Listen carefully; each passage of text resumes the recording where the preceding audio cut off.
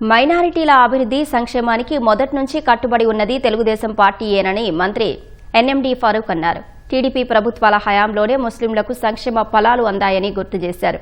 విజయవాడ తుమ్మలపల్లి కళాక్షేత్రంలో జరిగిన తాలీం-ఏ-హునర్ కార్యక్రమానికి మంత్రి ఫరూక్ ముఖ్య అతిథిగా హాజరయ్యారు.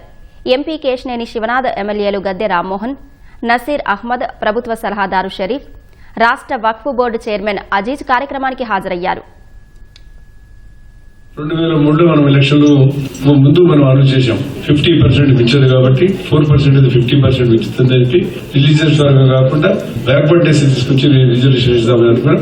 సరే, మన దురదృష్టం ఆ రోజుల్లో ప్రభుత్వం రాలేకపోయింది కాబట్టి మనం వేయలేకపోయినాం. వేరే ప్రభుత్వం వచ్చింది కాబట్టి మేము ఫస్ట్ సెలవు చేసింది మేమే. ఆ తర్వాత మీ ప్రభుత్వాలు మీరు నిర్ధారించుకున్నాం కాబట్టి ఆ ఆలోచన వచ్చింది తెలుగుదేశం పార్టీకి. ఏదైనా ఈ కార్యక్రమాలన్నీ ఈ రోజు బోర్డు మీకు సురక్షితంగా ఉందంటే కేవలం తెలుగుదేశం పార్టీ వల్లే ఉందని చెప్పి నేను తెలియజేస్తాను.